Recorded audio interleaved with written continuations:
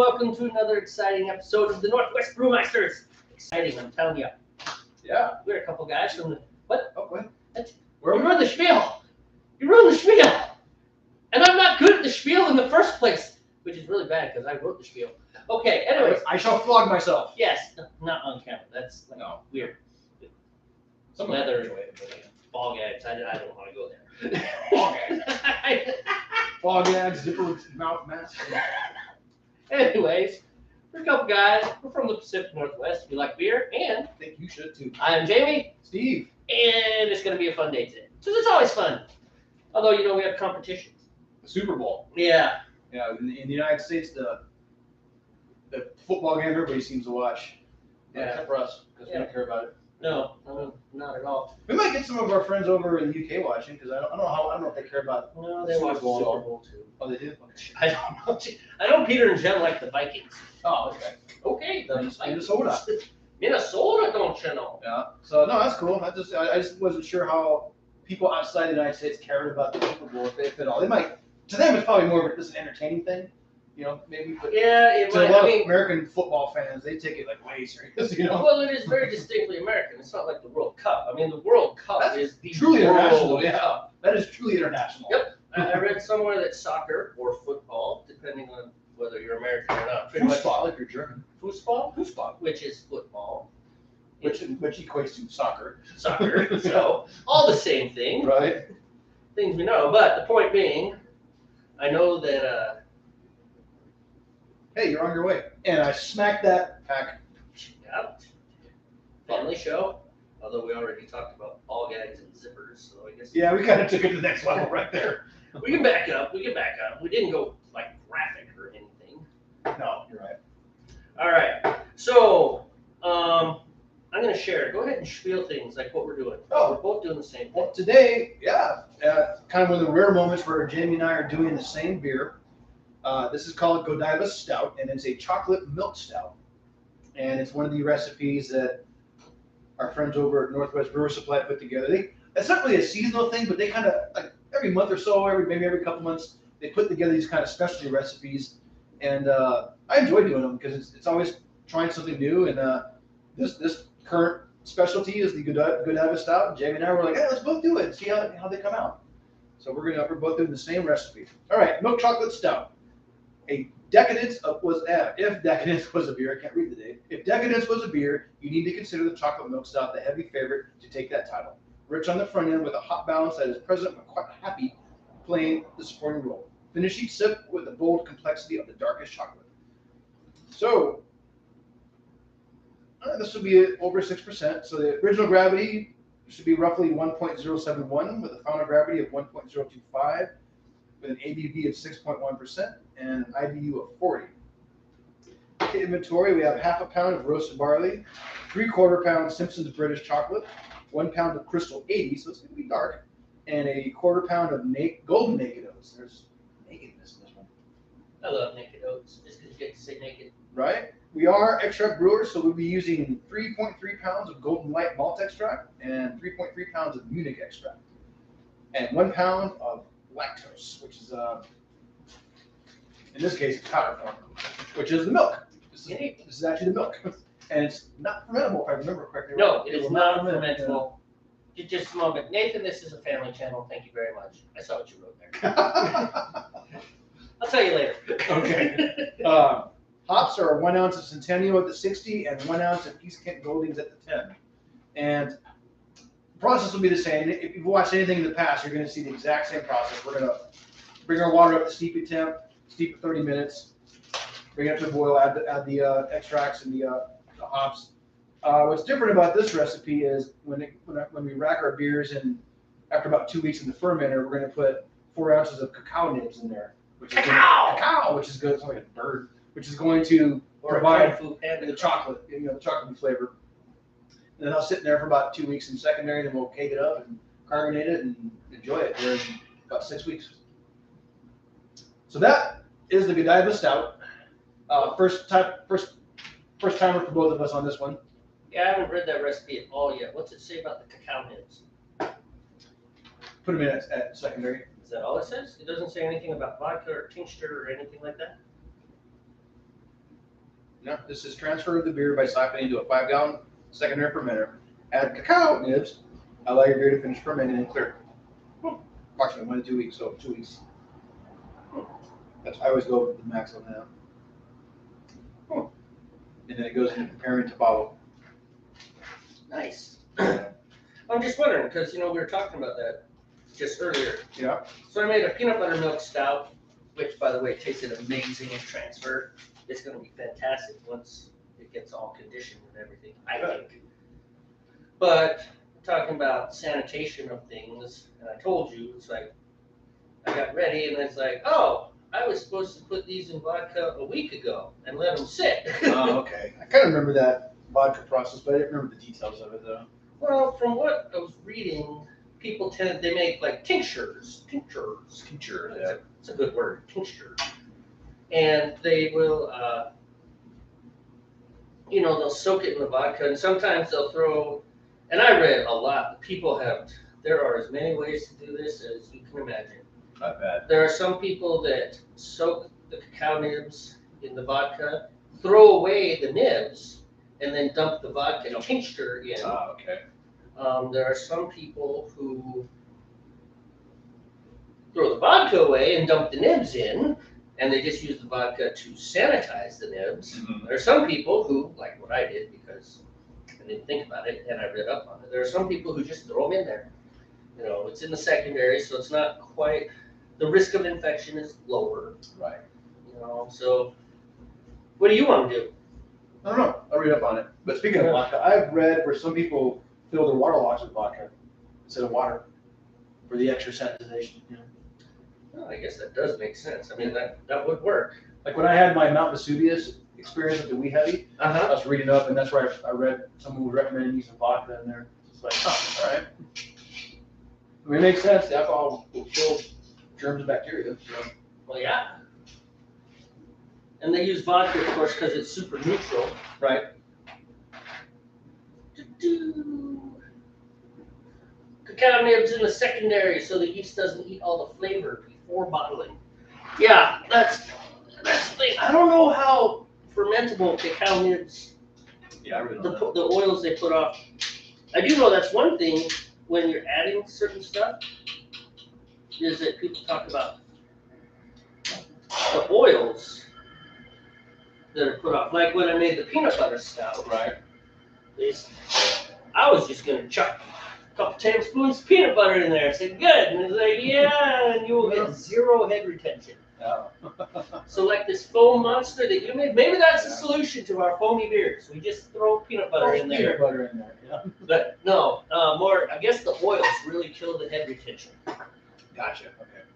So, yeah. So that was Nathan. Nathan said cacao nibs or cocoa nibs in the secondary so the yeast doesn't eat all the flavor before bottling.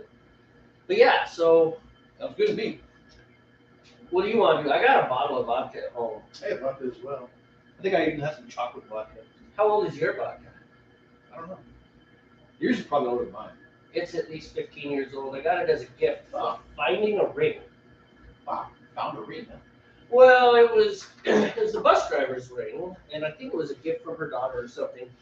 All I know is this ring was obviously very important to her, and she had really slender hands, right? And it slipped off her hand into my gravel driveway and disappeared. Well, she's a bus driver, so she's got to get going. And she was upset. You told me the story, yeah. Drove away, right? And she's like, it's like, I will look for it. It's got to be right here. It can't be. And it took me like maybe another 90 seconds. Boom. I was just like, oh, there it is. So I found it. And I actually, so the way her route goes is out, and then she would come back. This was years ago, of course. And so I stopped her. I was like, hey, look what I found it. And so, yeah, when she came back and dropped the boys off, she gave me a bag, and it had like a thank you card and this big bottle of Grey Goose vodka, which I was like, thank you. She drove away. It's like, what am I going to do with this? Yeah, I don't know if you can even cook with vodka. I don't know. I think you can. Maybe some kind of Russian. I'm joking, but no, I don't know if you can cook with vodka. I mean, I'm sure there's ways to use it.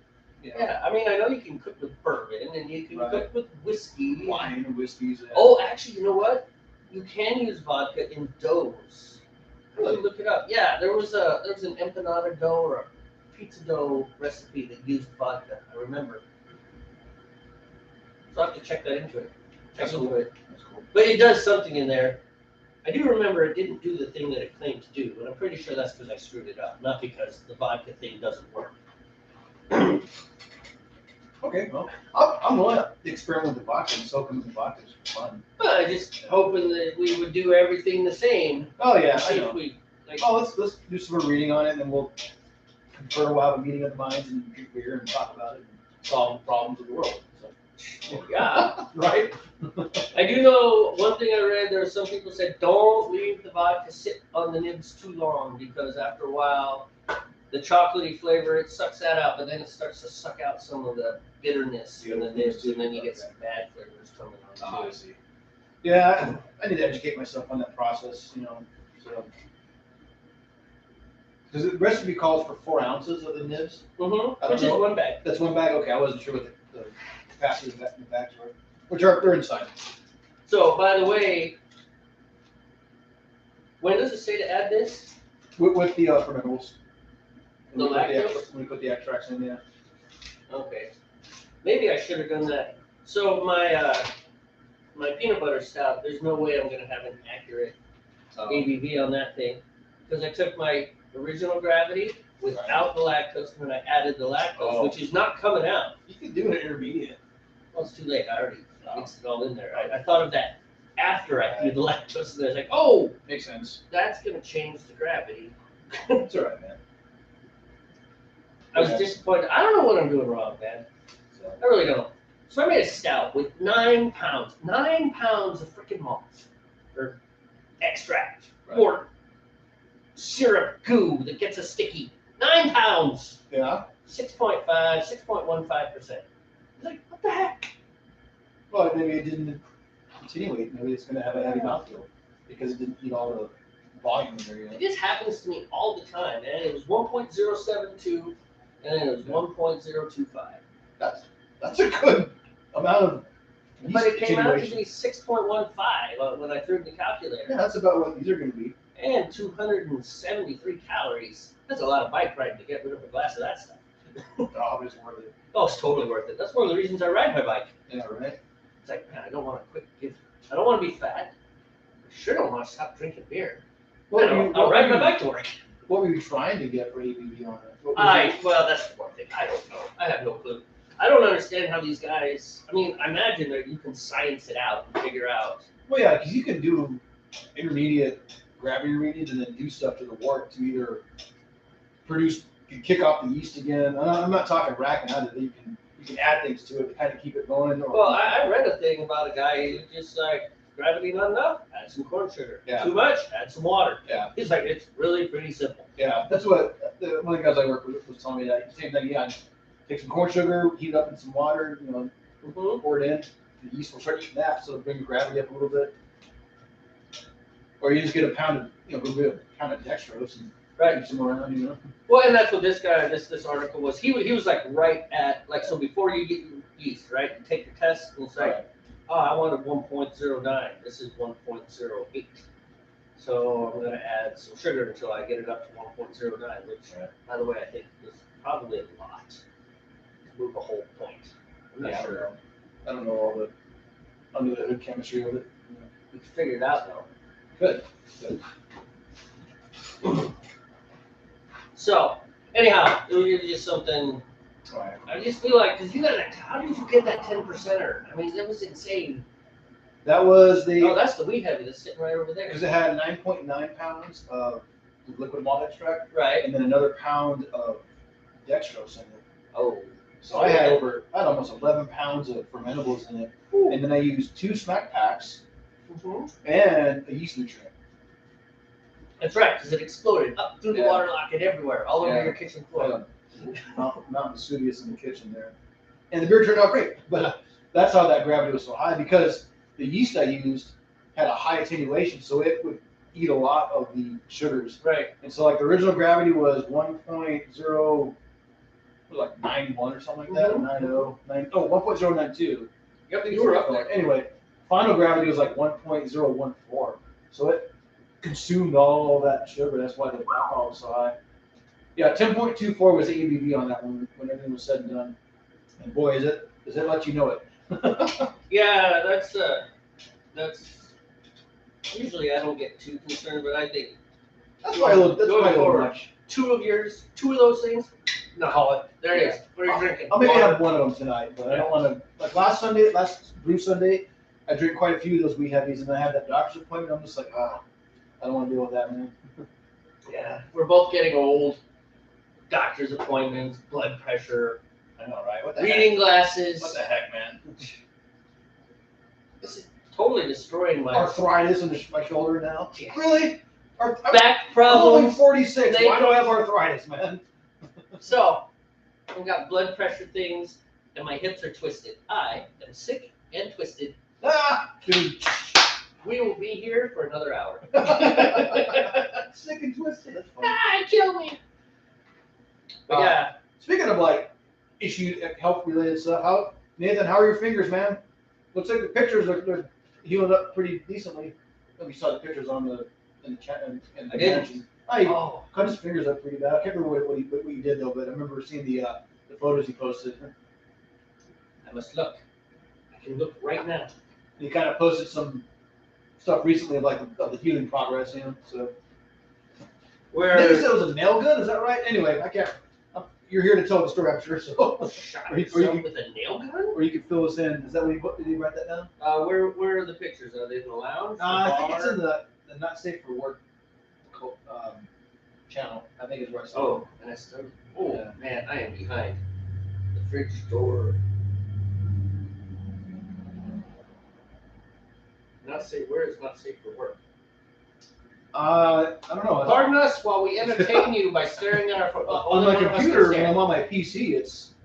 I know it is much easier. Down at the bottom, it's like the last channel you can go into. If you go to the channel there's list. a button to press.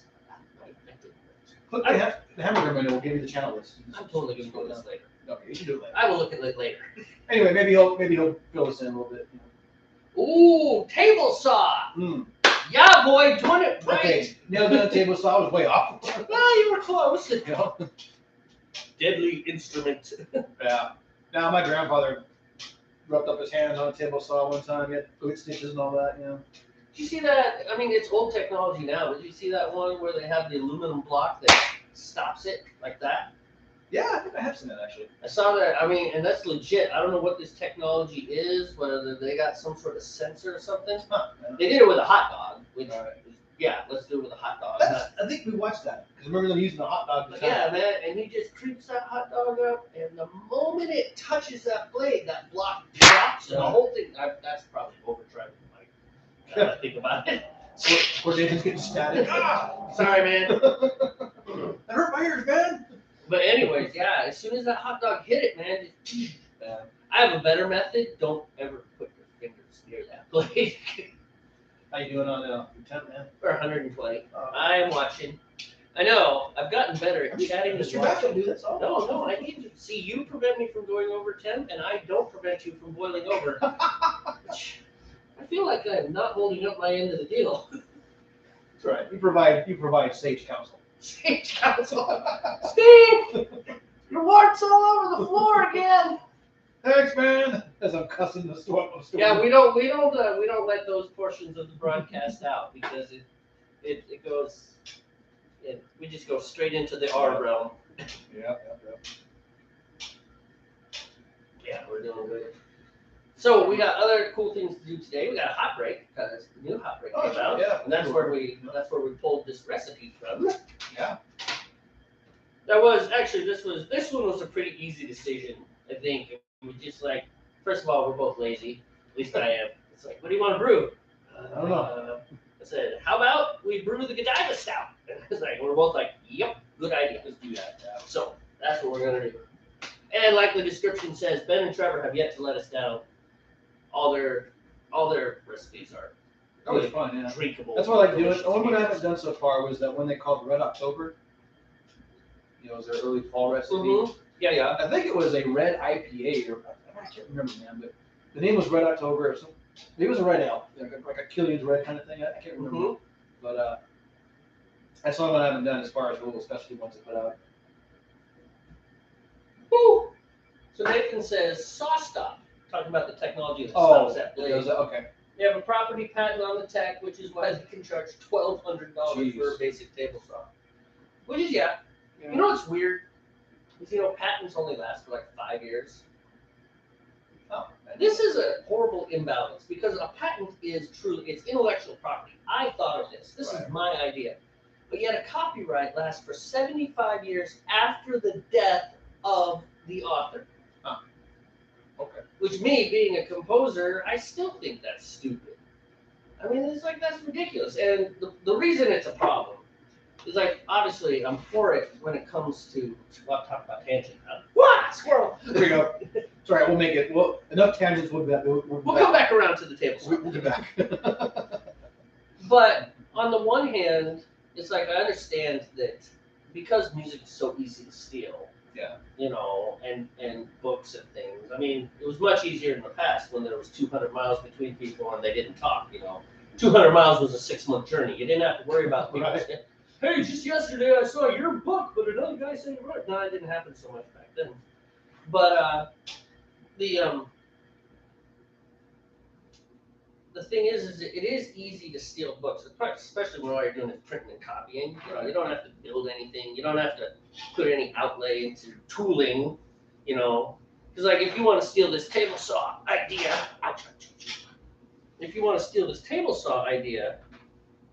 you can steal the idea, but you still have to, in order to make it, you still have to get tooling and a factory and something to actually get it going. Whereas with a song, all you got to do is print the thing. Right. But it just is problematic because on the one hand, it's like, yeah, copyright holders need to have their intellectual property protected as well. I think that if you think something up, you make something, you deserve to reap the benefits of that before other people do, Right. But on the same time, then you've got the Marvin Gaye family suing people and winning on the grounds that the vibe was the same. The vibe. That's like saying your song's in 3/4, my song's in 3/4. I'm suing you. You have to pay me. It's like, you can't copyright a time signature. Right. The vibe, huh? Yeah, the vibe. It was just really stupid. Blurred Lines was the song, and the Marvin Gaye family went after them saying it sounded like some Marvin Gaye song. And did you listen to the other song? No, I don't even know what Blurred Lines sounds like. Oh, okay. It's just not my style of music. I'm not a big Marvin Gaye fan. Not that I don't like Marvin Gaye, although I don't like his family, that's for certain. Not like I've ever met any of them. Maybe they're great. Maybe they all drink dark beers and we get along just fine. But I don't appreciate the fact that they're doing this heavy-handed, it's like sue everyone. It's like on the same line as patent trolls, this trying to sue you for something. You're like, that's exactly what it is. And the problem is now you get no new music. Yeah. I mean, you do get new music, and it's all done by RCA and Universal, people who have enough lawyers to crush anyone who dares to bring a case. And the thing is that, I mean, this was Robin Thicke and Will somebody, I forget who did. Help me, Nathan. Help me, Jedi Nathan. You know, Blurred Lines, Robin Thicke. And anyways, it was 2 major artists, and they still got hit, Right. And it's just really, it's ridiculous. And that's coming from someone who is a composer. It's like, yeah. Did you start your timer? Not quite yet, but. Because I'm going to base my start off your timer. I'm going to start it right now because I think. I wasn't sure if you keep it off yet. Nope. I'll probably let yours go for about 10 minutes or so. And then I'll kick mine on. All right. And. That should give us a good begin. All right. We're going though. Because that's sitting at 150 right now. I just wanted to kind of stabilize. Sure. I did pretty good. Usually I go scorching right past 150 and kind of catch it at 160 and then realize I just need to turn the flames off. But this time, we're doing all right. So anyways, copyright law is just problematic in that regards. But then patent law is like 5 years. It's like you have 5 years to make a profit on your idea, and then other people. I think you can always reapply for the same patent. I think you can keep it going. Can you? I think so. Yeah. I don't know. So, But I couldn't even look up pictures on Discord, so I'm sure as heck not going to try and look up copyright law and patent law. That's not going to be a quick search. In college, I took business law, which kind of covered some of that stuff. It was more like an intro level law class, and yeah, it's all convoluted, weird, esoteric stuff, Right. So Nathan says, I understand why Saw Stop has protected this patent for the tech to stop a saw from cutting off someone's fingers. Well, sure, and that's what we were just talking about, this idea that you should be allowed to benefit from your idea. Your idea, yeah. Because if you're not, then 100% that's what happens, is that you come up with a great idea, and then Black & Decker, right? Which, by the way, Black & Decker Stanley owns all the tools. All the tools. Maybe Ryobi is like independent. So, I don't know. DeWalt, Milwaukee, Stanley. I don't think they even make Black & Decker tools anymore. I don't know. I haven't seen a Black & Decker tool for forever. They used to be great, and then they became known as the cheap garbage tools, and now they're gone. But Black & Decker owns everything. Yeah, they were kind of like the household name for a while, for tools. In any case, that big tool company, more tangents. More tangents. That tool company is just going to come right in and go, snap, that's ours. And then this guy who thought of a great idea, he's just kind of, he's out. He's out. Too bad, so sad. Not really, we don't care. More money for us. Cutthroat world, man. It is a cutthroat world, but there should. But to charge so damn much for your product because you're the only one is gross. Yeah.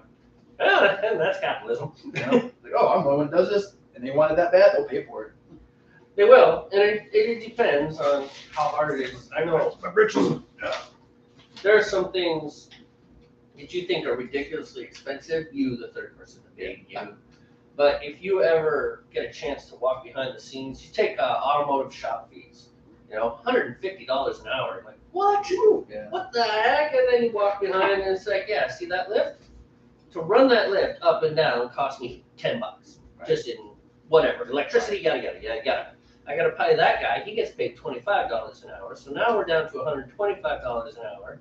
Now this, that, the other. I got rental, you got electricity, lights. You start nibbling away at it, and suddenly that $150 an hour is like, oh, so you're actually only making profit $10. Right.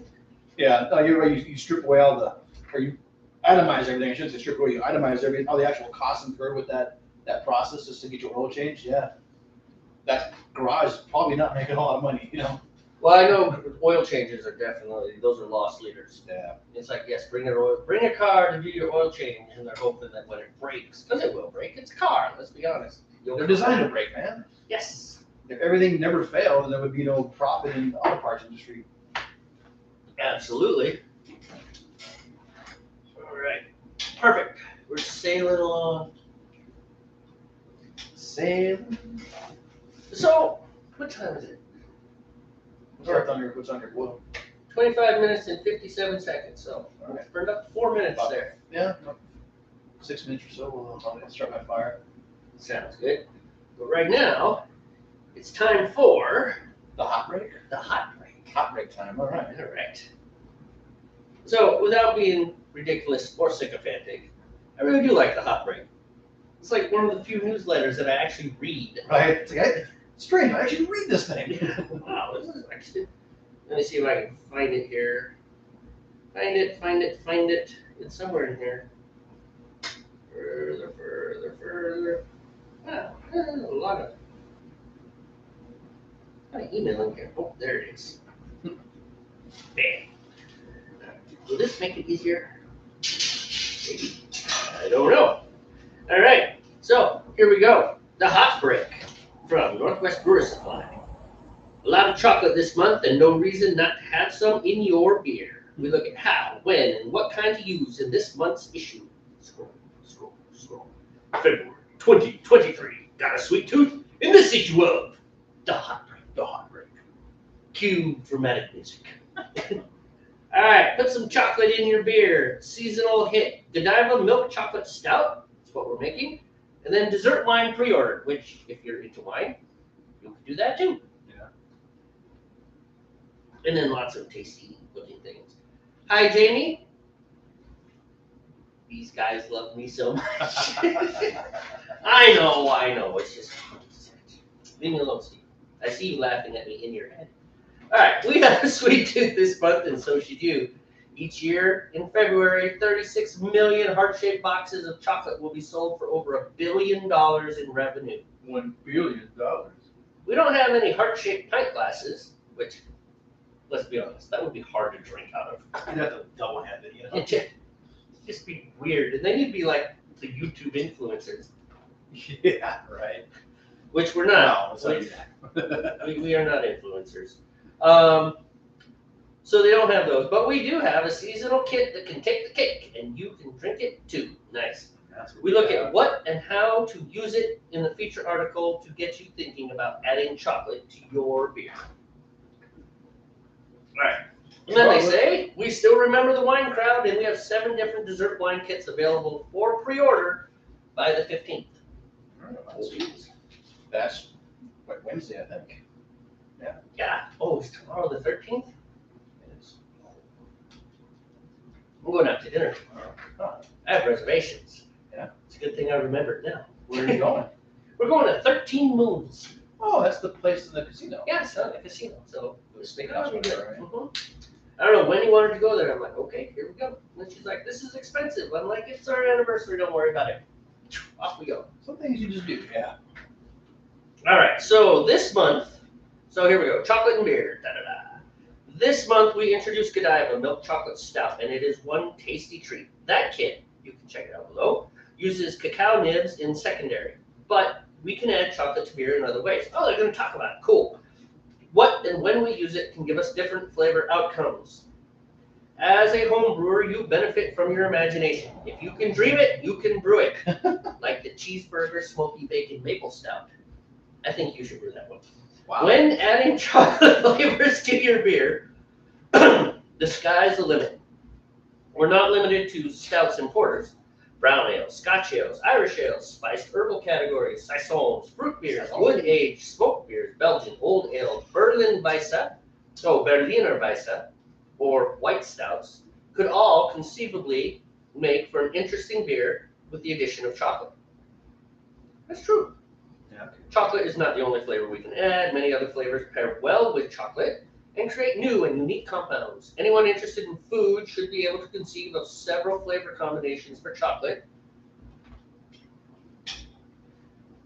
that go way beyond the and fruit combinations, and fruit in quotation marks, which is funny. Hold on. How about a chocolate stout with strawberry extract flavors in it? Chocolate strawberry stout.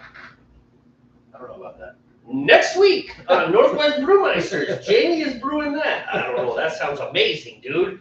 I mean, it's in the The reason I thought of it is Brandy has a coffee, that gourmet coffee she gets that she orders, and one of the new flavors that he made is a chocolate strawberry coffee, which I had some today. It was good. Dude, I'm totally making this beer. Like, this is a great idea. So we gotta get like some.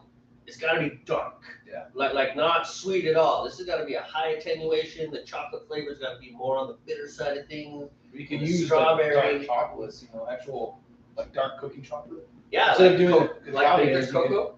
Right. Instead of doing the cacao nibs, do like a dark cooking chocolate, like a 86% or something like that, or higher. And then I think you can melt it and then do some things with it and add it to the the secondary. But that might give you that dark, bitter chocolate, not the sweet like milk chocolate. That's what I'm thinking. Flavor I mean, that you're looking for. Yes. That one, that's gonna be fun. I like that idea. Okay, there are classic combinations like chili pepper or salted caramel. I can't do that, man. I can't do chili pepper beers anymore. No, I did. I just don't care for them. I've tried enough of them. I'm like, nope.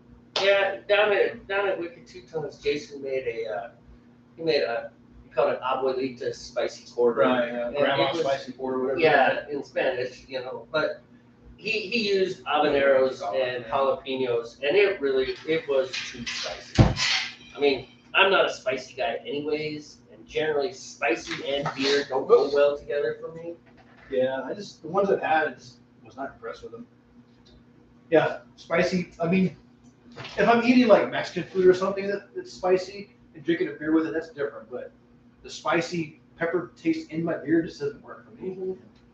You know, some people might love it. Hey, each their own, but not this Those guy. people are not me. All right, there are classic combinations like chili pepper or salted caramel. There are also classics in the savory category, such as rosemary and bay. I want to try some of those.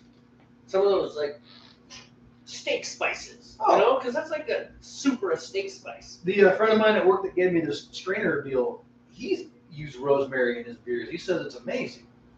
I want to try that. Yeah. Maybe we'll put off the stout and make like a rosemary ale, like a lighter ale. Yeah. I think that'd go good with like. Steak. Let's think about this. Chicken. Yeah. Like soup and beer, or like soup and beer all at once. I don't know. Can I read this, please? It's going to be like 45 minutes. I'm kidding. I just get that is a really cool idea. All right. So don't be afraid to pair chocolate with other flavors like rosemary, bay, cinnamon, nutmeg, clove, or chili peppers. Your flavor delivery system can be expanded to pales, ales, and lagers whenever the muse strikes you. Don't forget vanilla. You will see vanilla on most chocolate recipes, as the compounds in vanilla, apart from adding creaminess, can balance sweetness and counter the acidity and bitterness of the chocolate.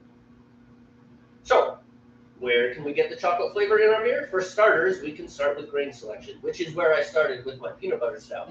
Okay. Before we even talked about the cacao nibs, I'm like, I want to go with grains that have that chocolatiness anyways. And I think that's, I think everyone should start there. You should always start with your grains. If you can get your closest, and that's just a personal, it's like, Oh, it makes sense. instead of adding a whole bunch of stuff to your beers and secondaries and stuff, Right, try it just and makes get it more there. complex. You know? Yeah, and hard. So there are a handful of malts with chocolate in the name. These roasted malts are chocolate colored with Lovabon's 220L for Simpson's Pale Chocolate, 350 for Breeze Chocolate, 400 to 488 for Simpson's British Chocolate. So they get pretty dark. Most often, what's in these? yeah, using these malts results in a roasted coffee flavor. But if we pair the malts with a healthy dose of dark crystal malt, the results are delicious. Cacao by itself doesn't taste like chocolate. We need sugar and milk to make a chocolate bar. But darker crystal malts, higher unfermentable sugars, bring the chocolate flavor to the forefront. Lately, we have used darker British chocolate in many of our stouts and porters, and the results have been amazing. There was a definite improvement in chocolate flavor and simplicity. Cue noises. Cue case of drinks. And actually, we went with the dark chocolate, the British chocolate, in like our porters and our stouts and the resurrection and the other things. All right. So that's step one, grains. Go with the grains. Step two, pretty simple. Cacao nibs. Cacao nibs are the least processed of all the chocolate sources. The cacao bean is dried after harvest, fermented, and cracked, and is available in roasted or unroasted raw varieties. The bitter chocolate compounds are packed with an impressive amount of nutrition. For more nutrition information, check out this article on healthline.com. 4 ounces is a good starting point, but if your beer needs it, don't be afraid to double. All right? So that's cacao nibs. Next, and how do we add these cacao nibs? Steve asked. I'm glad you asked, Steve. Yeah. So, in the mash, you can add them right along with the grains. Grind them yourself and add them directly into the mash tun as you go in. You extract more bitter chocolate flavors preferred for stouts and porters. In the boil, a hop sock or hop spider is recommended for boil addition, so you can pull them back out. Adding directly to the boil will add more of the bitter chocolate compounds. In the primary or secondary, that's where I put mine. As a sanitation step, it is recommended to soak your nibs in vodka overnight. You can add the vodka directly to your beer or strain it over ice with Kahlua. The latter option is preferred. Nice. I think I have Kahlua. How does it get into the beer if you're drinking it with... We forgot to turn I that forgot off. that was on. It should be less noisy now. Wow, I totally forgot the driver was on. Yeah, I forgot it was on. I bet the microphone didn't. No. All right. So I guess you don't need to do it a week, just overnight. Okay. With the vodka or whatever. Yeah. Right, and of course the reason we use a vodka is it is very neutral. Right. You know, it doesn't add a lot of flavor. Unlike if you use a bourbon or some other sort of whiskey, you're going to change the flavor of your beer. Whereas if we do the vodka, it's neutral and it just ups the ABV just a little bit. And really, it doesn't up it up a lot. Right. From what I've read, it's like you have to add like half a gallon of vodka to really noticeably move the ABV of a 5-gallon batch of beer. So there we go. Primary, secondary, right? Okay. Says if we add in the secondary, we can also expect some mouthfeel changes as well. More chocolate ideas. Cocoa powder, which is what you were talking about just recently. Right. What we want in cocoa powder is 100% cocoa powder. Check your label closely, as many cocoa powders can contain fillers, fats, and other unnatural ingredients. Fats, oils, the same thing as the peanuts, destroys your head retention. Right. Which we don't actually have any experience with this. I just read it, and now we say it as though we know. Because it's what we do. We drink beer and know things. Yeah. Don't sue us, HBO. This was beer. All right. So check your label closely. The ultra-fine grind of cocoa powder does present a problem depending on when we add it. Another cautionary piece to consider: high levels of cocoa powder can result in a chalky alkaline finish in your beer, which that wouldn't be great. So you got to be careful when you add that.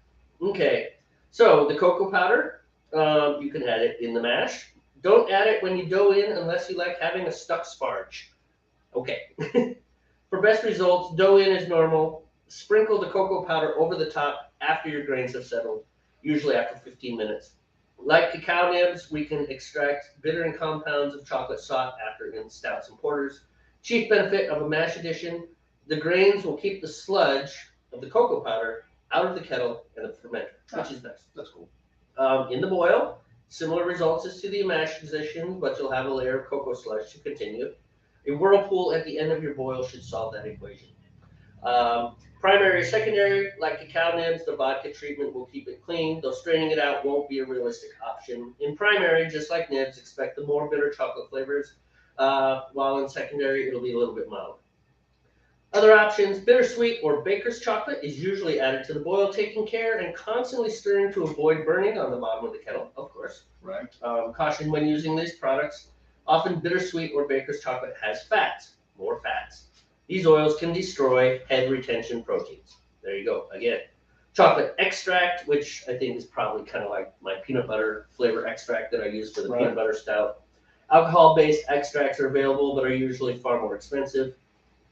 Most often the affordable options are imitation, artificial products, and they taste artificial. They taste like what you're buying. And then a handful of companies like Amaretti and Cholaka have developed products that are being used on a production scale that offer good quality, good results, and ease of use. On the 5-gallon scale, however, fewer options could outcompete the humble nib or cocoa powder.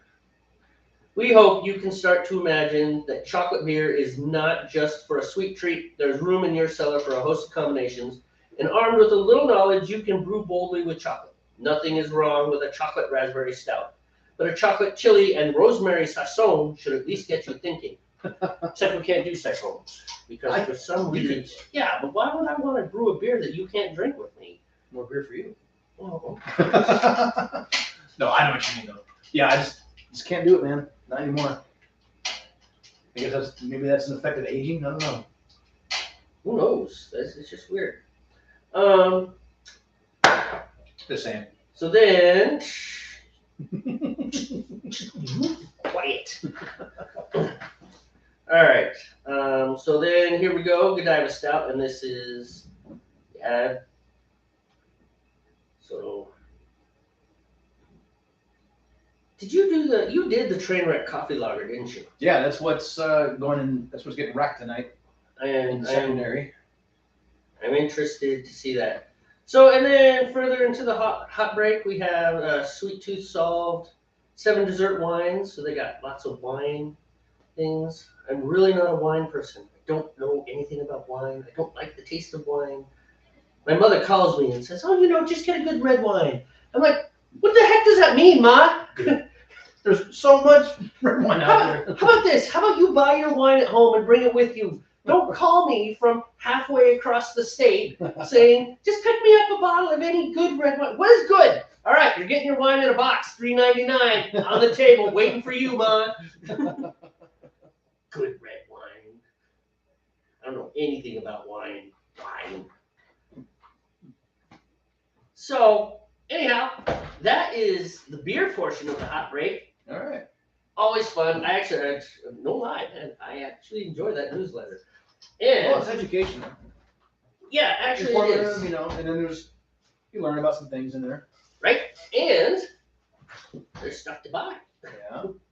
You good? Well, like this time around, we definitely bid on this. Ooh, could I have a chocolate stout? Bam! That's what we're getting. Right. So I guess all that reading about vodkas and stuff is just like, I guess it's, yeah, kind of like do it the way you did it. You know, I threw my chocolate nibs straight in because I wasn't ahead of the curve. And so that was I just went with it that way. I have 8 minutes left. Okay. It'll be fine.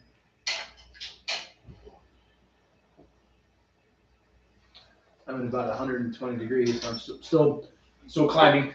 Still getting there. Still climbing.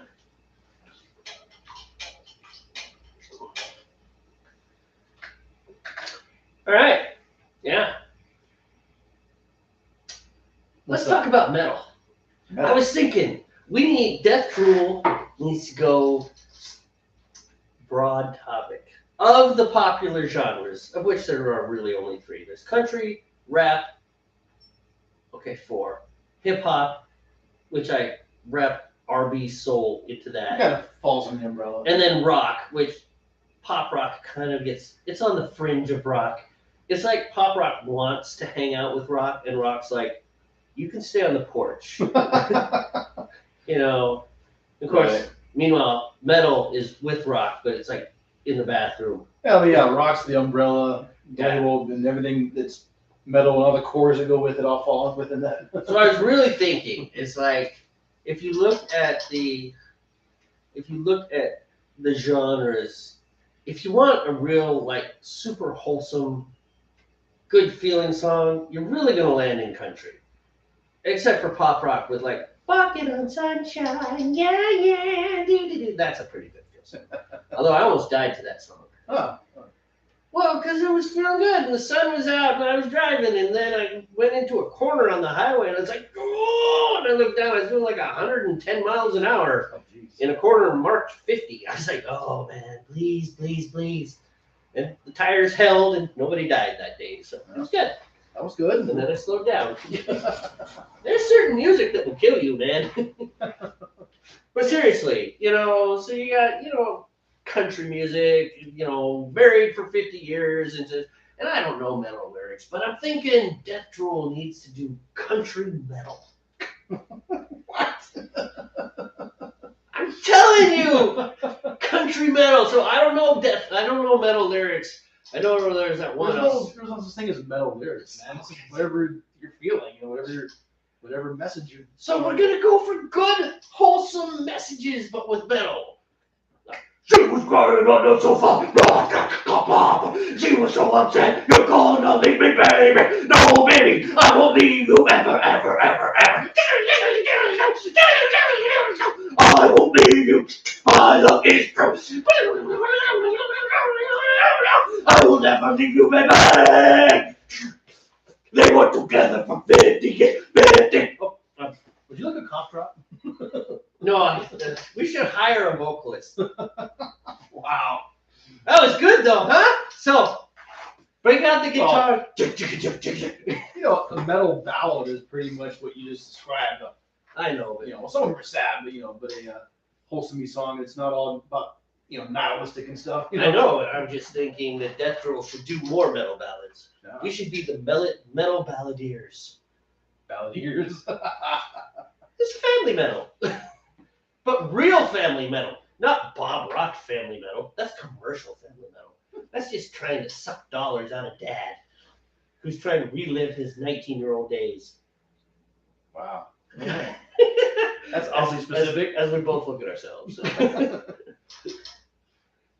buys like 5 different amps. They all sound different. I love you, man. Wow. Well, you'll just have to wait. That's fine. I'm not slamming Resurrection Ale. This ale, there are some things that you don't slam. I'm just saying, I'm not gonna. No, I know, you're not going to slam it down. Yeah. Mhm. It's fine.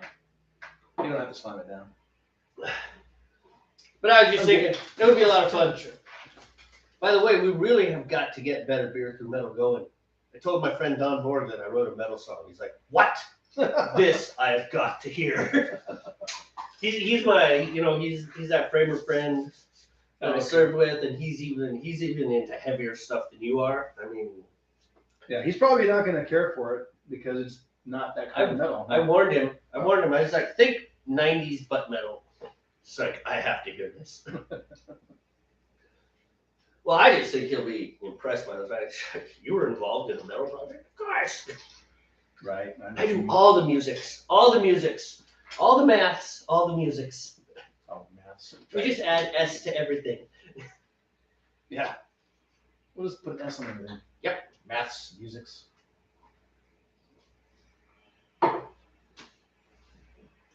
I'm like literally watching water boil right now. You are trying to literally watching well, it's water like right on the cusp not boil. It's like right on the cusp of being at temperature, where I need it. I don't want to overshoot, and all of a sudden, I'm too hot now. Yep, I understand. I need my fermentables. Yeah. I'm sorry, is the lactose going right in with the fermentables? Read your instructions. Oh, that's... it's yes. paper! Yes. It burns, Steve. And yes, it does go in with the fermentables. Da-da-da! Doing the steep, got that. All right, I'll run in and grab your fermentables. Okay, thanks, man. Sure enough. By the time I get back, I should be ready. All right. Add all the extracts, including the lactose, to the kettle. To avoid scorching, do your best to fully dissolve extracts before applying direct heat. You now have wort, unfermented beer.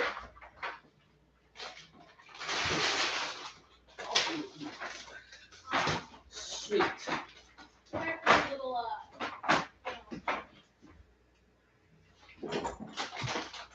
We're gonna beat my daughter later, just so you know. Yes!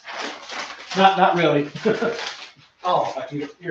These are obviously not going to now, but we don't want to forget them. You should probably put them with your daughter. Yep. And I'm at 10. This is what I predicted. All right. Sweet. Good deal. Get my temperature down.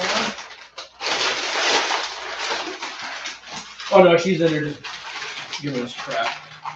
Yeah, I know. It's typical, in her typical form, She's, what is she, 15 or 15. 15. Yeah, 15-year-olds, they know everything. 15 going on 35. Yeah, until they get in trouble, and then they don't. Boy, howdy. Yeah. Oh, what do I do now? About to drop my sack. What? Sorry, I'm immature. I'm immature because I made a sack joke.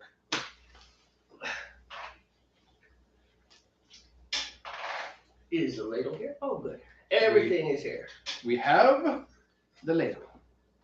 All right, one sack. You know what we need to make, Steve? Lots of money. Yeah. I have this idea for a recreational international pharmaceutical firm that we should probably discuss off camera. We're gonna get arrested if we talk about it on camera. Possibly. No, but we'll never get it off the ground because they'll know where to find us. It's too late. We've already destroyed it. Okay. Well, wait, Nathan, how much does it take to pay you off? All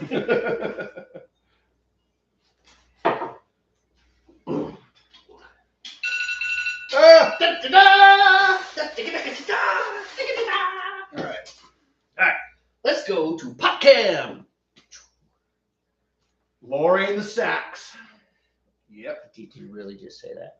Totally. It's all for Nathan to give him a chuckle, I hope. I'm sure he's. All right, so come on, get in there. There she is. Submerge those sacks. A big old tea bag. You know, it's a good thing my mother doesn't watch this show. She would be mortified. Actually, my mother has lightened up a lot. Well, that's a good thing, I would imagine. There we go.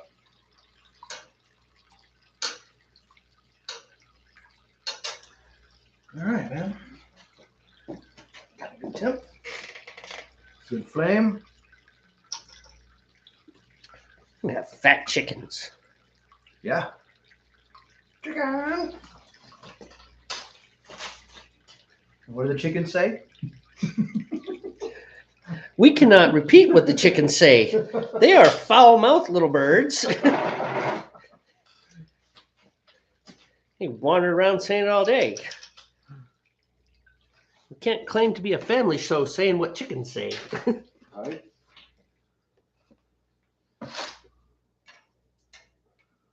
All right, there we go. Well, I hope this comes out good. I'm sure it will. I think it will. I'm curious about the coffee lager that's going to be ready in 2 weeks. Because that's what's going to get racked today. And what's going to get kegged today is the IPA. I am interested in the coffee lager as well. So we'll do a couple of taste tests. Are you gonna lager that? Like Not in the truly convent. lager it? No, I'm going to do a diacetyl rest, and I'm going to leave it in secondary for 3 weeks, and I'm going to keg it. Sounds like a good plan. So the only thing I'm breaking off is an extra week in secondary, because that's when I'll add the cold brewed coffee with the beans. Which I need to get a coffee grinder. Do you have a coffee grinder? I do. I have a really nice coffee grinder. Does it have like different settings? Because it's not supposed to be fine ground. It's supposed to be kind of coarse ground for this. I can grind from drip coffee right down to dust. Oh, okay. Oh yeah, it's like a $400 coffee Oh grinder. wow. Well, then I may bring that coffee over to you if I can use it, because the instructions tell you to grind it, kind of coarse grind it, and then cold brew it in the refrigerator overnight. Okay. And then when you rack after a couple weeks in secondary, like the last week, put it in your secondary, just dump it in, and let it go for another week, and then keg it and carbonate it. So. All right. So good. Yeah, absolutely. Yeah, the coffee grinder was my wife's. I think it was a follow-up. Maybe it was a birthday present after an anniversary present, or a Christmas present after a birthday present. Right. But you know, I got her that espresso machine. Right. And then her coffee grinder died. Oh, okay. And so I'm like, all right, let's replace it. And I don't believe in buying cheap stuff. So you did set the virtual cam up this time, right? What? You did set the virtual cam? Yes. Okay. Yes, I selected virtual camera. I'm just laughing because at one time we forgot all about that. Ha ha ha ha. Yes, thank you. It's still funny. Because it only shows that we're human, man. We make mistakes, you know. But you know, if we had a production crew who worked with us instead of made fun of us from your living room, it's okay. We're gonna have fun beating your daughter later. It'll be great. Yeah. Oh, sure. Here you go. You're gonna need this. Well, I'm gonna do that scoop method that you did the other day. I thought that was a really good idea. It seems to get a lot of that out. If you don't haven't been warming them up in hot water, just soften it up a little bit. Yeah. Well, I just think it does a little better to get it, because you know we ladle some of the water goes in there. But I think if it's too thick,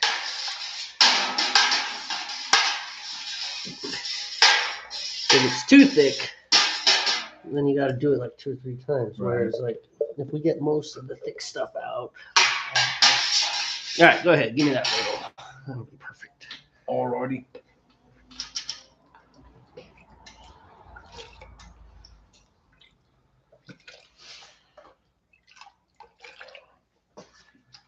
It's almost too warm.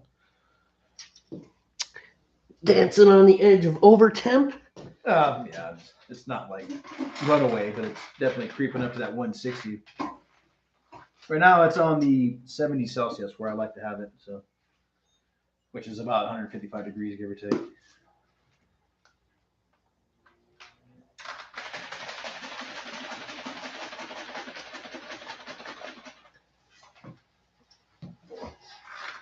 All right.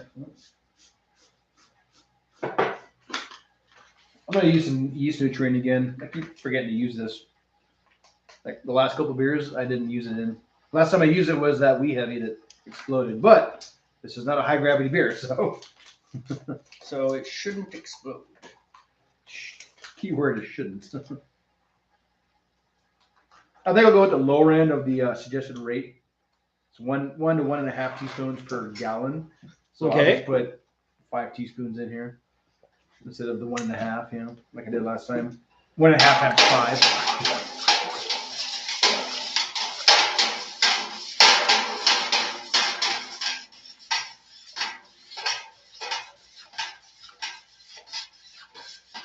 Oh, it's something in the UK. Anyway.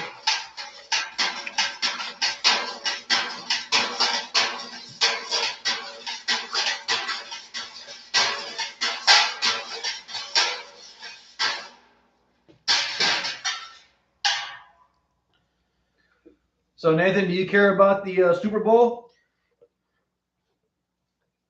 He hasn't said anything in 20 minutes. He's probably watching the Super Bowl.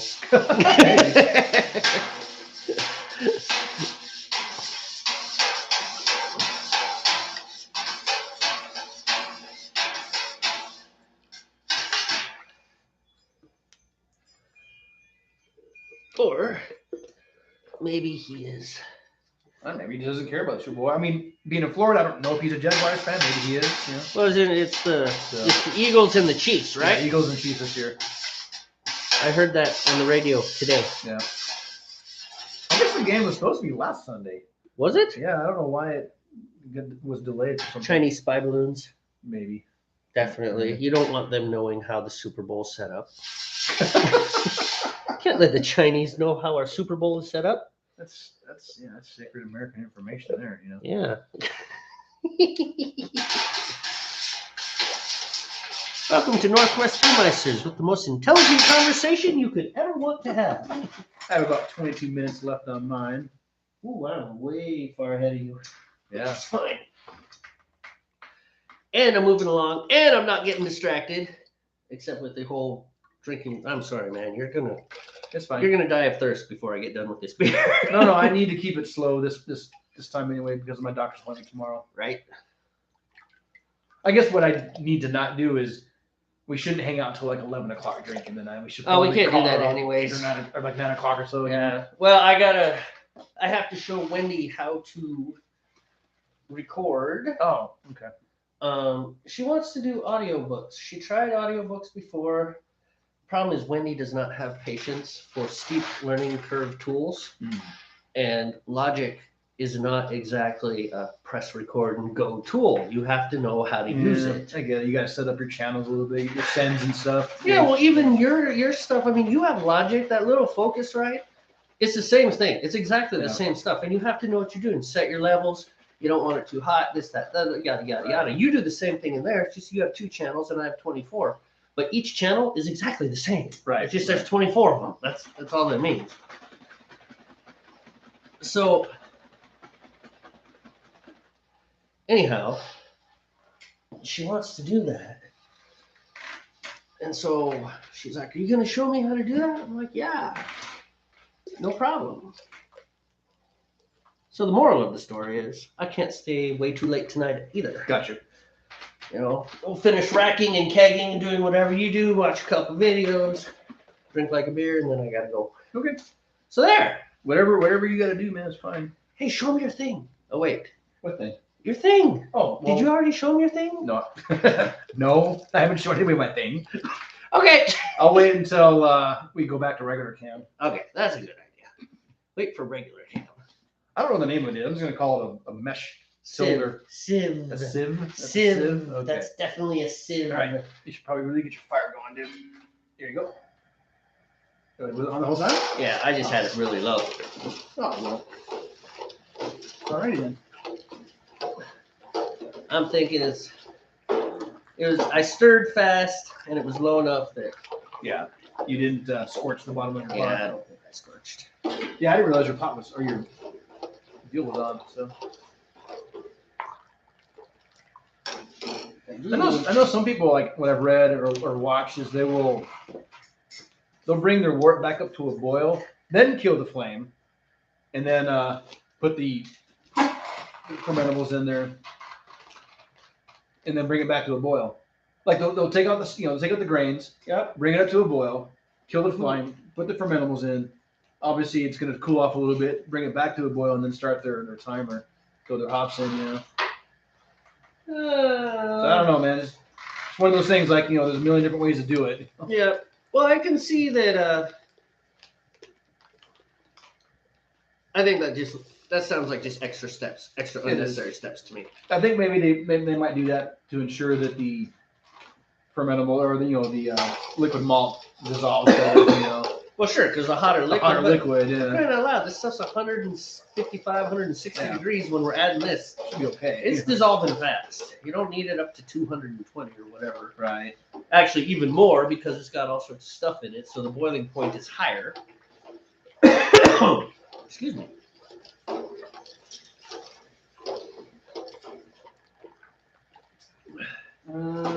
18 and a half minutes left on my steam. All right, and now on Northwest Mythbusters, will a watched pot boil? I can tell you for a fact, it will. It will. An unwatched pot will boil over.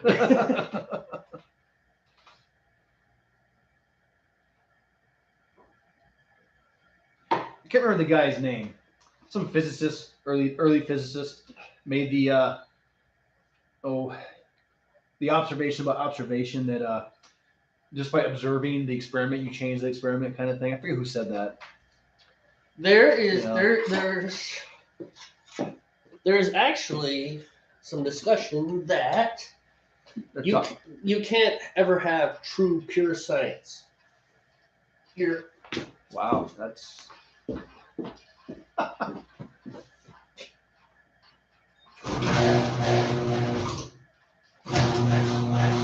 So you can't have pure science. Yeah, because of exactly what you just said. By observing the process, you're changing the process, kind of thing. Yeah. The observation changes the whole process. Exactly. Right. If you can only see how carefully he's trying to get around the camera, Nathan, it's funny actually. Shut up. Quiet. Quiet, you. But anyhow, so yeah, it's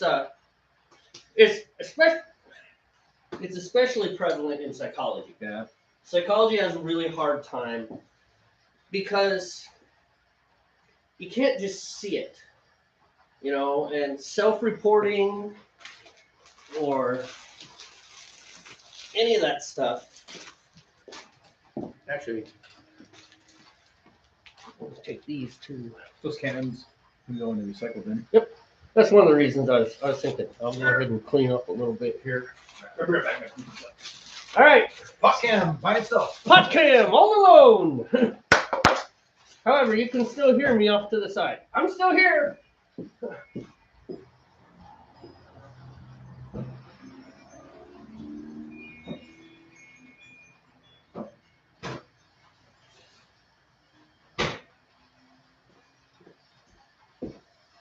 Just over here.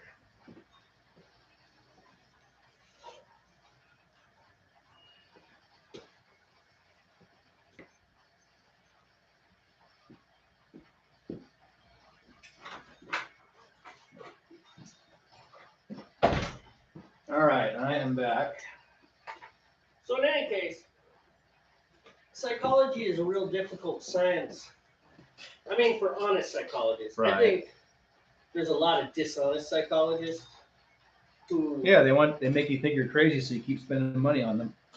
I'm saying that very tongue in cheek, but right. Well, I think more along the lines is that they instead of doing science, they bow to social pressure, or they have their own social agenda. Sure. And because they're psychology, they can push. It's like, oh, well, this is how people's brains work. But it's like, no, they don't. You don't really know. And self-reporting, even if you're trying to be honest, you still got that little tick in the back, you know? Do you envision skinning small animals alive? Oh, no, of course it. So I don't want them to know that. No. Right. You know, you get some of those weird comments, and just as humans, we're like, no, I don't. Even if maybe we do bend that way, we just don't want people to know it. Even if it's supposed to be a totally anonymous survey, it's like we don't believe it.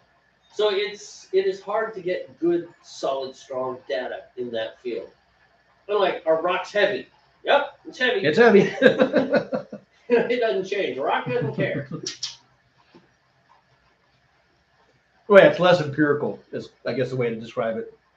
Yeah, which is why they have, you know, they try and do really big sample sets, and they do these ANOVA statistical analyses things that try and get rid of as much bias as possible, but you can't ever do it. Even designing the test, when the guy's writing the questions, his bias, her bias, is in the question itself. Right. Makes sense, yeah. You know, like just take homosexuality. You could write it, is homosexuality wrong? Or you could write it, is there a moral component to homosexuality? You know, both of those things, one pushes you towards wrong, the other one leaves it more open. You know, and just pick your thing. Right. What's the term would be phrasing? It's the phrasing, you know, how you say something. Well, truly, can sway or not sway the reader, you know. Yeah. They talk about that with police doing interviews. Oh, right. How they ask the question, yeah. Right, and if when they ask the question, was the person, and then they add a certain race, suddenly like, oh, yeah, he was, whatever. Right. They're essentially programming you almost. Yeah. I mean, it's... Instead of just saying, what did the person look like? Yeah, they kind of program the question, yeah. So it's tricky. Tricky. What were we talking about? I don't know. Science. Well, another tangent. We're talking about science. Right, science and true science. And there's no true... Right. Yeah, because I had mentioned that old school physicist who talked about observation changes, that the pure act of observation changes the experiment, the outcome of the experiment. And then that's when you said, yeah, there's no such thing as true science, because we're always inadvertently, indirectly manipulating the outcome, you know. Right. Going all deep, man. What's going on? Come on, it's good conversation. Oh, I know. I'm having fun. All right, go ahead. What you need? How about you close the door instead of me trying to do the limbo under this cable? That's a good idea. How low can you go? How low can you crash? Foul language. Not family safe anymore. Just destroyed my camera. We don't have a bleeper. No. We could do it in the post, but we don't ever post edit. These things they just live live. Good. No, good shot on my feet. Oh, there you are. You have very attractive feet, so it's not a bad thing. Hey, I'm backwards. Look on the view. Usually I'm over here. It does that. It does that mirror thing. Yeah, it's kind of weird. However, over here, you're still normal. Well, actually, you're still a pot now. Oh, I'm still the pot. It hasn't switched yet. There it is. Hey, my feet. There's your feet. Look at those feet. Those are some good-looking feet. Good looking feet. All right, show them your thing. Oh, this thing. It's just a mesh cylinder that I can open the top and put whatever I need to put in there. In this case, I'm going to put the hops in there, and I'll just put it down in the wort during the boil. And I'm hoping it'll result in less sludge when I go to pour the wort into the carboys for fermentation. Try to minimize some of that sludge, you know. I mean, I don't know the capacity of this thing. We could probably put in lots of stuff in here, you know, lots of grains and stuff. More than an ounce. Oh yeah, more than an ounce. Definitely more than an ounce. I mean, it's pretty tall. It'll extend above the the wire line inside the pot there. I like that thing.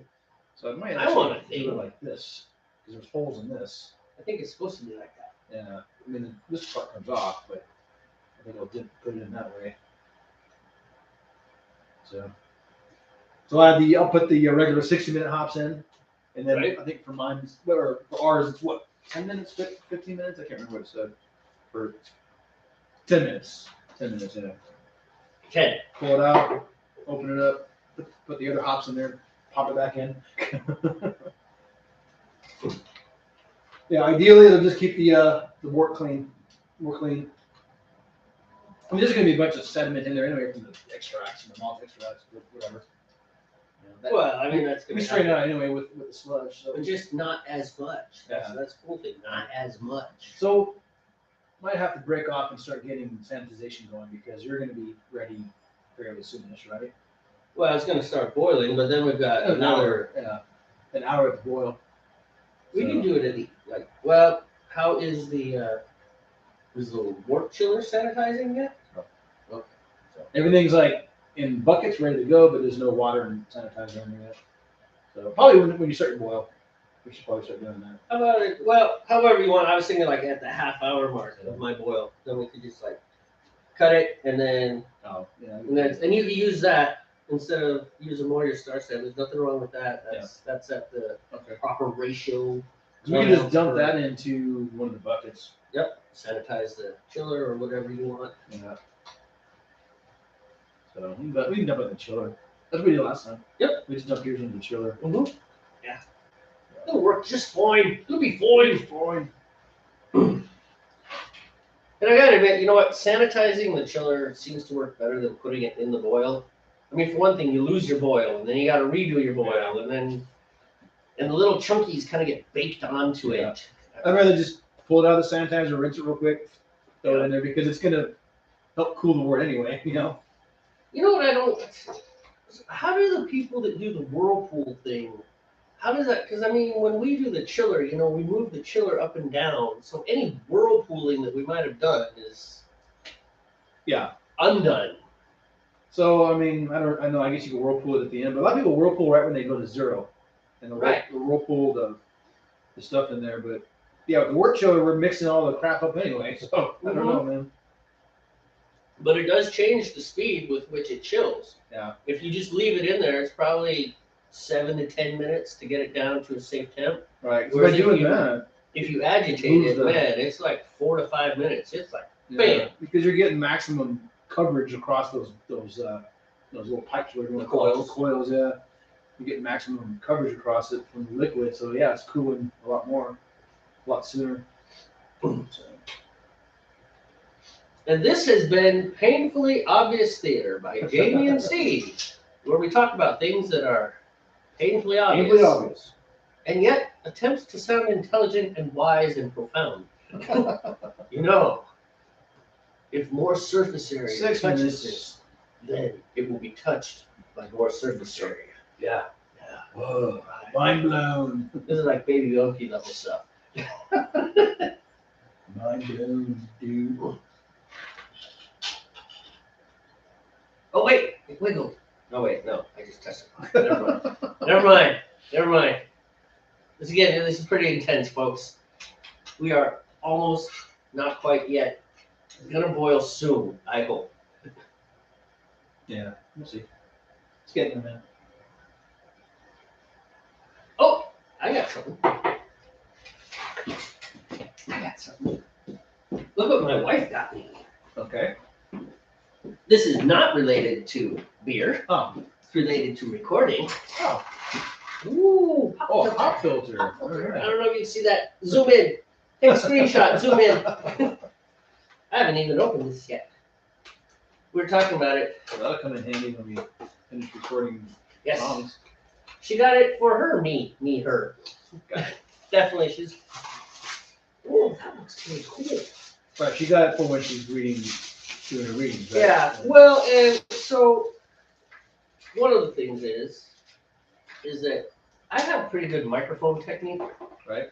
You know, because one of the big things these do is they eliminate the plosives, your P's and your B's. Anything that there's a little puff of air and it hits the microphone, and then you get that boom, boom. Right. Like go blow on the microphone. They'll know. 5 minutes.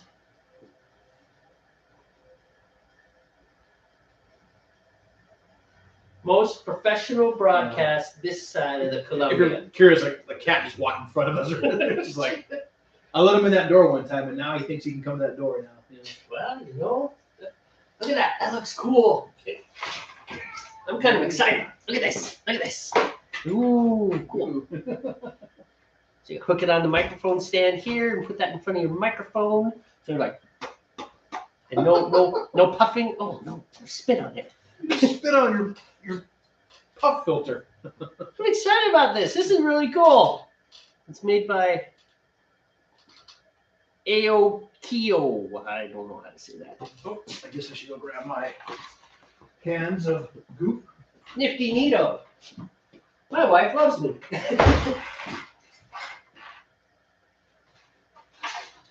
What is that? Oh, and it has this fancy card.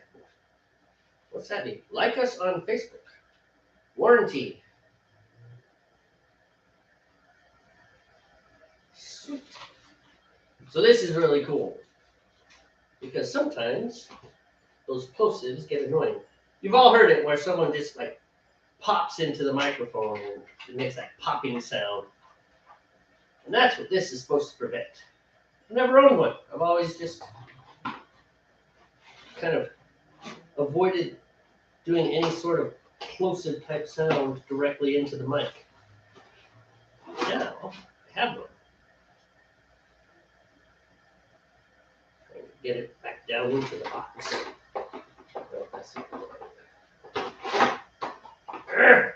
There we go.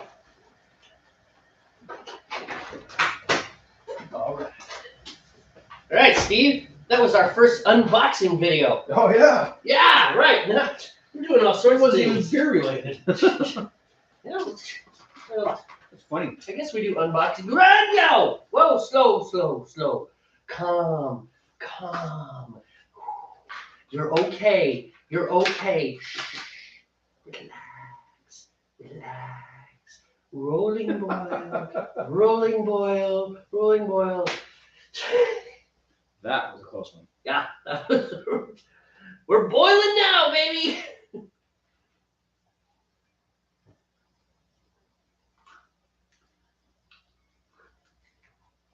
Jeez. All right, let's get this under control. That was almost bad. Right.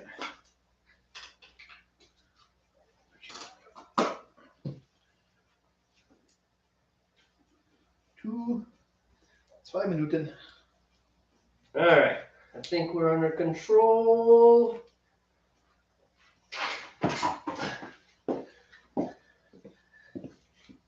Go back to wait first.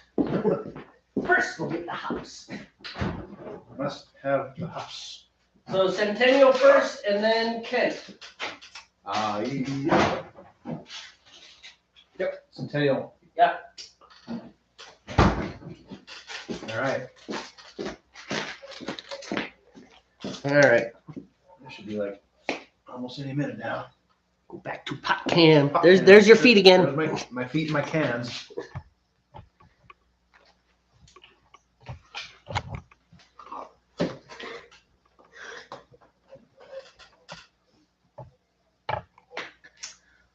All right. We went a little too far away from the boil. It's all right. You'll catch up.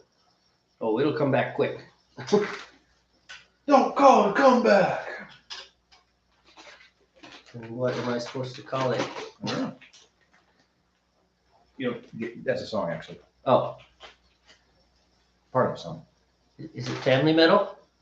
It's like LL Cool J stuff. Oh, that third genre. That is one genre that needs help. Because as an art form, it has value. But the folks that got their money-making commercial hooks into it just pushed it in the wrong way, if you ask me. All right. Any minute now, any second, woo. All right. That looks pretty good right there. Oh no, I think Nathan left. He's not obligated to, to stay. You're right. Nobody's obligated to stay.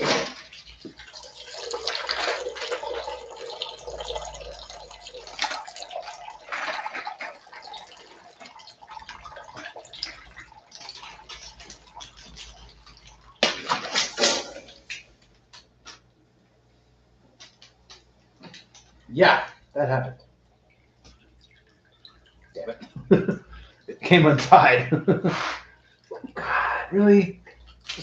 Can't win, man. Can't win. It's like God wants your garage floor to be coated in sticky beer all the time. Well, it's a good thing we're making the same beer because some of it splashed into yours. Yeah, I was going to say, did any of them make over into mine? It'll be fine. We say that a lot. I'm sorry, man. I don't mean to. Well, no, it's amusing. It's just like, fucking serious? But you know, at least it's not a boil over. No, it's just a splash over because the damn I really don't know what the difference is, to be honest. sack came untied. I kind of want to go watch that on the replay now. That was messed up. Oh well. I'll break out the mop later. Well, at least it's getting some use. Boy, howdy is it.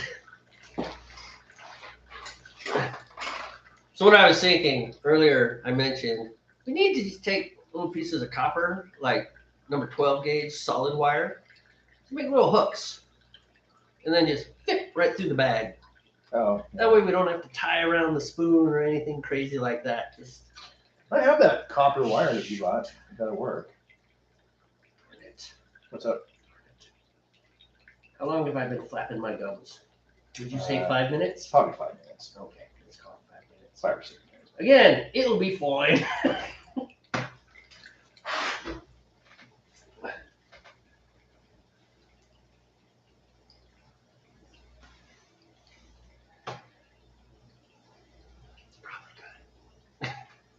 Hey, I lost volume, man. You did. I don't know how much, but I've lost some of it. Good Lord. Seems like I lost quite a bit. Yeah, but that's less than you think. Yeah. It spreads out a lot when it hits the floor. They did once the EPA guys came down to talk about what a 5-gallon spill is, and they're like, we really need to show you what a 5-gallon spill is, because when you guys call in and say we spilled 5 gallons, you know, we really react. He's like, this is 5 gallons. And he kicked over a 5-gallon bucket of water. It covers a lot of area. Right. So Way that- more than what they were talking about. Yeah, because everybody would call in and say, oh, it's about 5 gallons. It's like, nah, it's actually more like 3 quarts. Which, you know, you never want to treat a fuel spill in a nonchalant or cavalier manner. You're dumping crap into the world. Right. But at the same time,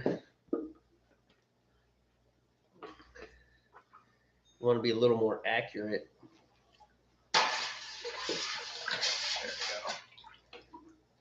None of it got in. All of it's on my shirt. I could tip my spoon into yours. It's right there. I'll just tip it in. That's funny. All right. Ladle. I just moved your thermometer just so it was kind of out of your way. Yeah, that's fine. I get it. It's good. It's good. It's good. You know what we need? Beer. Yep. And a production team. Oh, I smell those hops, man. Yeah. But they're Centennial, so they're going to be hoppy. I mean.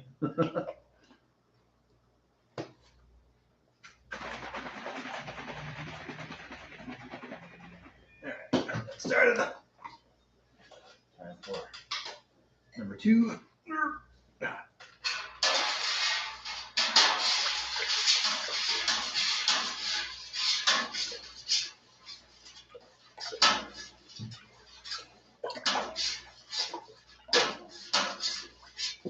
I don't know, man. You just made a real excited beer. Your beer is excited. It is happy to be alive, excited. Little frost there. A little overcarbonated. I think I forgot to turn the carb down on that one also. I put my coconut stout in the keg last night. Yeah. Yeah, and of course we sampled it before it went. It tasted pretty good. You know, the other thing we did is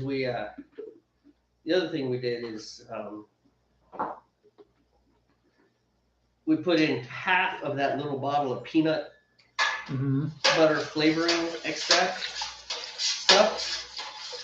Put in half of that and put it in first, and then routed the racking hose so that it naturally swirled the whole thing. That was Ben's suggestion. Oh, okay. So we did that, and so it was nice and well mixed. You know, because you don't want to stir necessarily. For one thing, it's really hard to stir through a carboy neck. Yeah. But yeah, we did. I'd say so. We did that, and anyways, tasted it. Tasted pretty good. Like the peanut butter flavor was definitely there. Wendy's like, you kind of nailed this. So might not have to add that whole bottle of peanut butter. Oh, okay. No, hopefully not, man. Which means we could use the other one the next time I make that.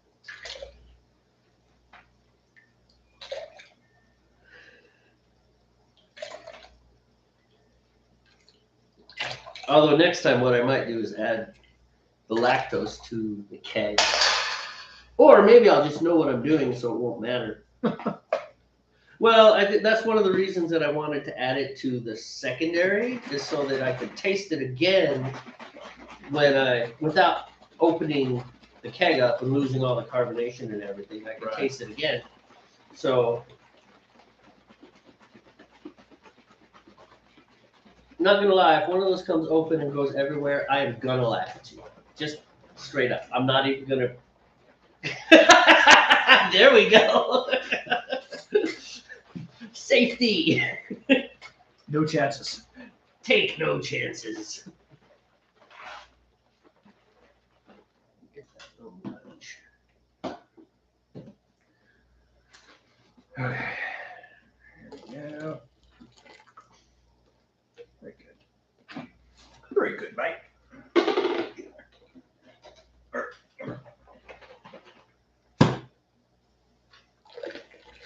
Hear that pressure release?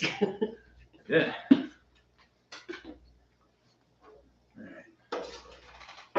Mix you up so I'm lactose intolerance. I use the kniff. Yeah. The kniff, which is open, so. Not that sharp, dude. Problem is, I use the kniff all the time, so even though I sharpen it, it becomes unsharp.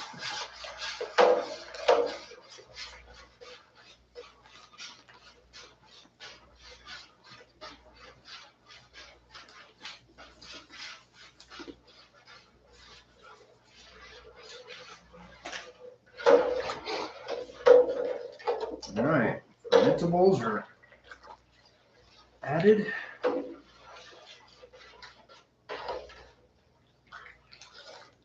Bring on the boil. Bring it on the boil.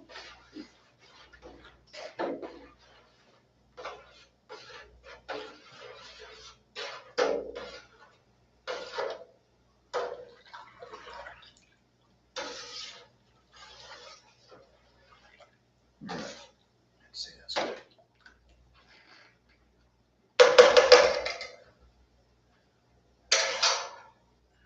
All right. Time to become unsticky. I would say Jamie alone, but they're watching PodCam anyway, so it doesn't matter. Although you can still see my attractive blue jean leg here. Blue jean leg, very attractive.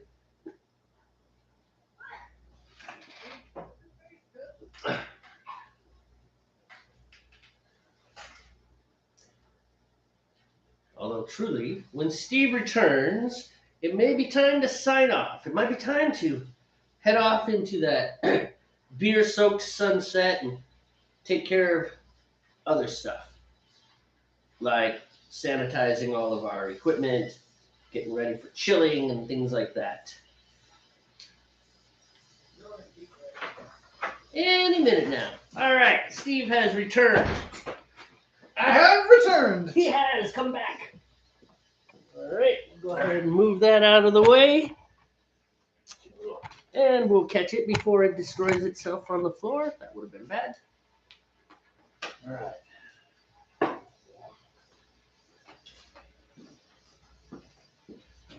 5 o'clock. It is indeed 2 hours. 1 hour. 1 hour. 1 hour. And begin. All right. Well, ladies and gentlemen, boys and girls, children of all ages, because it is a family show, so we can say that too. Although we've had a child watch. He was 12. Yeah. Or maybe 13 the last time you watched. I don't know. They tend to get older. Children. Yeah, I think he's 13 now. All right. In any case, thank you for tuning in. If you did, if you made it this far after watching on the replay, good on you. You are more stalwart than I. I don't do replays very well. We had a good time, and Steve didn't boil his wort over. Instead, he splashed it everywhere. But we've just come to accept that some of Steve's beer will always end up on his garage floor. This is just life. Pouring some out for my homies, I guess. You are, yeah, your homies. My homies. Down with the homies. So, like we always say, relax. Don't worry. Have a homebrew. And then we do this part. Right. Wishing. So professional. Yes, everywhere. Professionality. Goodbye.